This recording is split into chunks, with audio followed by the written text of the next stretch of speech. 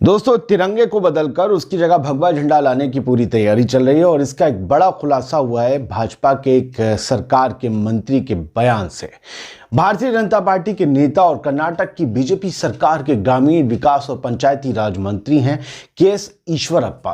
उन साहब ने दावा किया है कि भगवा झंडा यानी कि सैफ्रॉन फ्लैग भविष्य में कभी भी राष्ट्रीय ध्वज बन सकता है। वही भगवा फ्लैग जो आजकल गले में डालकर गुंडागर्दी करी जा रही है, लड़कियों को हिजाब पहनने से रोका जा रहा है, यानी वो भगवा तिरंगे की जगह ले सकता है। हालांकि उन्होंने अपने नारंगी दिमाग के जहरीले ख्वाब की उल्टी करने के बाद यह भी कहा कि तिरंगा अभी राष्ट्रीय ध्वज है और इसका सभी को सम्मान करना चाहिए। ईश्वरप्पा ने कहा कि सैकड़ों साल पहले श्री रामचंद्र और मारुति के रथों पर भगवा झंडा लगे थे। क्या तब हमारे देश में तिरंगा झंडा था? अब यह हमारे राष्ट्रीय ध्वज के रूप में निर्धारित है। अमा यार ईश्वरप्पा, तुम भगवान राम के रथ पे भगवा झंडा थाम कर बैठे थे क्या पीछे कि हवा तेज चल रही गिर ना जाए, जो तुम्हें ये पता है? और अब कौन राम इस देश में राज कर रहा है? राजा राम के जमाने में जनता भूख से नहीं मरती थी, किसानों पर गाड़ी नहीं चढ़ाई जाती थी, बेटियां घूंघट करती थी तो कोई भगवादारी गुंडा या चरमपंथी उन्हें घेर कर परेशान नहीं करता था। भगवान राम के जमाने में बेटियों का ऐसा अपमान करने वालों को मौत की सजा शायद मिलती होगी। राम राज्य में क्या बेटियों का बलात्कार के बाद अंधेरे में परिवार के बिना उनका अंतिम संस्कार कर दिया जाता था? क्या राम राज्य में शासन से जुड़े लोग भ्रष्टाचार कर जनता को लूटते थे और हर साल जब वो चुनावी हलफनामा भरते थे तो उनकी दौलत में करोड़ों करोड़ का इजाफा हो चुका होता था और जनता गरीब से और ज्यादा गरीब हो चुकी होती थी? क्या ये सब राम राज्य में होता था? कसम उड़ान छल्ले की लग रहा है कि बहुत सस्ता नशा लेने लगे हैं बीजेपी के नेता और मंत्री।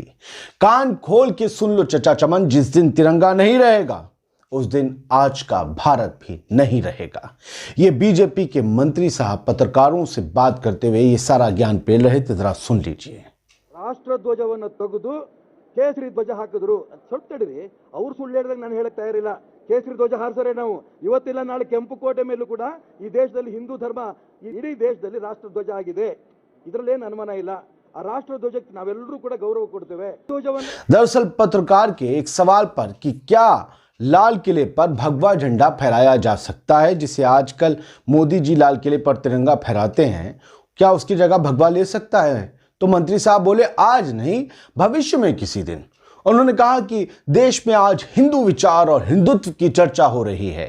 एक समय लोग हंसते थे जब हम कहते थे कि अयोध्या में राम मंदिर बनेगा। क्या हम इसे अभी नहीं बना रहे हैं? आप नहीं बना रहे, सुप्रीम कोर्ट ने ऑर्डर दिया, या बोलिए सुप्रीम कोर्ट से आपने जबरदस्ती ऑर्डर लिया, समझे? अब वो कह रहे हैं कि 100 साल 200 साल 500 साल लग सकते हैं इस देश को हिंदू राष्ट्र बनने में और तिरंगे की जगह भगवा झंडा आने में। हो सकता है ईश्वरप्पा साहब, हो सकता है, लेकिन तब तक भारत का नक्शा बदल चुका होगा।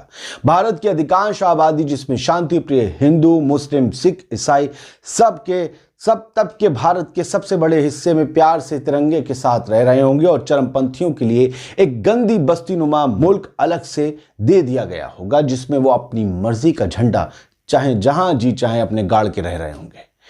भगवा प्रेमी और शायद तिरंगा विरोधी बीजेपी सरकार के मंत्री ईश्वरप्पा कर्नाटक प्रदेश कांग्रेस अध्यक्ष डी.के. शिव कुमार के दावों का जवाब दे रहे थे कि छात्रों ने मंगलवार को हिजाब के खिलाफ प्रदर्शन के दौरान शिवमोगा के एक कॉलेज में तिरंगा की जगह भगवा झंडा फहराया।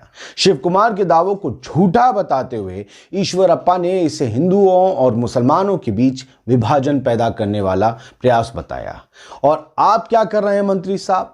संविधान, कानून, तिरंगे के खिलाफ जाते हुए पूरे देश में विभाजन करना चाहते हैं। आपने दोस्तों ये वीडियो सुना होगा, भले भाषा आपको कन्नड़ समझ में ना आई हो, लेकिन 2-4 लफ्ज ऐसे हैं जिससे आपको समझ में आ रहा होगा कि वो तिरंगे की जगह भगवा लाने की बात कर रहे हैं। याद रखिए ईश्वरप्पा साहब, आप आज मंत्री बस इसलिए हैं क्योंकि इस तिरंगे के लिए अंग्रेजों से लड़ते हुए सैकड़ों हिंदुओं, मुसलमानों, सिखों और दूसरी कौमों ने कुर्बानियां दी थीं। गांधी, नेहरू, आजाद, भगत सिंह, बोस, अशफाक उल्ला खां, राम प्रसाद बिस्मिल, इन सबका खून शामिल है तिरंगे को सींचने में। किसी माफीनामे लिखकर पेंशन खाने वाले का नहीं। ना तिरंगा बदला है और इंशाअल्लाह न बदलेगा कभी, लेकिन ऐसे नापाक ख्वाब रखने वालों का वक्त बहुत जल्दी बदलने वाला है, उनका खराब वक्त आने वाला है, ये याद रखिएगा आप भी। साथियों, तिरंगे झंडे के इतिहास की हम बात कर ले रहे हैं, जिसे बदलने की एक बहुत अजीब सी ख्वाहिश लोग पाले बैठे हैं।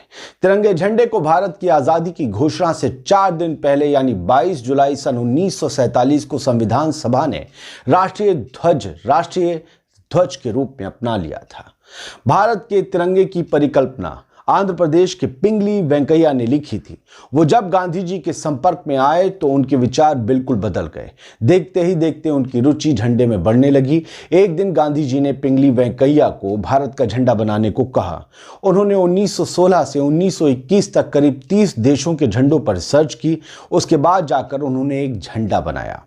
गांधी जी झंडे को देखकर काफी ज्यादा खुश हुए। इसके बाद जालंधर के लाल हंसराज ने झंडे में बीचों बीच एक चक्र बनाने का सुझाव दिया और उन्होंने कहा कि झंडे के बीच एक चक्र बनाया जाए। इसके बाद गांधी जी ने झंडे में शांति के प्रतीक सफेद रंग को भी शामिल कर लिया। लेकिन ये शांति का रंग भगवाधारियों को पसंद नहीं है। वो पूरे का पूरा तिरंगा बदलना चाहते हैं, क्योंकि इसमें सफेद के साथ हरा कलर भी है। फिलहाल इतिहास में चलते हैं कि जब सफेद रंग को शामिल कर लिया गया, उसके बाद कुछ साल बीत गए तो तिरंगे के बीच चरखे की जगह अशोक चक्र बनाया गया। पहले इसमें अशोक चक्र नहीं था, चरखा था जो गांधी जी चलाते थे। तिरंगे झंडे को इस्तेमाल करने और फहराने के लिए emblem and name prevention of proper use act 1950 बनाया गया था। कुछ संतरों की तमन्ना इस तिरंगे को बदलने की है, जिसको रोकने के लिए मैं और मुझ जैसे करोड़ों देशभक्त, आप भी हैं उसमें, वो जान देने को हमेशा तैयार हैं। और मंत्री जी, यह ख्वाब कभी पूरा नहीं होगा। जय हिंद।